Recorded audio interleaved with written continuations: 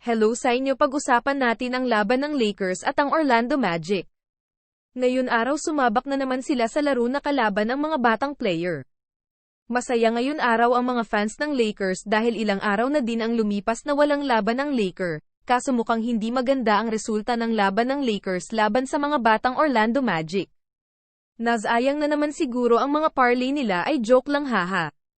Naging maganda nga ang panimula ng laban kaso bigla na lang lumabas ang galing ng mga batang player kaya napagod siguro agad ang Lakers dahil nasa edad na din karamihan sa kanila. Si Banchero at two brothers na Wagner ay naging maganda ang opensa nila pati depensa kaya nawala ng gana ang Lakers players. Katulad ng unang laro ng Lakers, lagi silang tinatambakan sa first quarter hanggang sa second quarter. Umasa pa naman ang mga fans ng Lakers na makakabawi sila dahil normal na yun sa laban ng Lakers pero hindi na nga sila nakabawi sa third at fourth quarter. Umiskor naman si LeBron James ng 20+ point, talaga naman kalabaw lang ang tumatanda. Si Anthony Davis naman nakapagtala ng 28 points, 13 rebounds at 4 na assist at ang matindi sa lahat ay nakapagtala din siya ng 7 blocks. Grabe ang laro ni Davis pero nasayang lang dahil natalo sila ng mga batang player.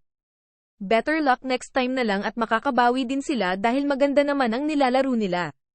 Ang record ngayon ng Lakers at 3-3, hindi katulad last season na halos 2 panalo nila sa last 12 games nila. Siguro baka makabawi din sila kapag maging okay na sila Hachimura at Prince at iba pang mga injured player. Kawawa din kasi si LeBron James at Davis Salan na lagi na lang nagbubuhat, matatanda na kasi sila.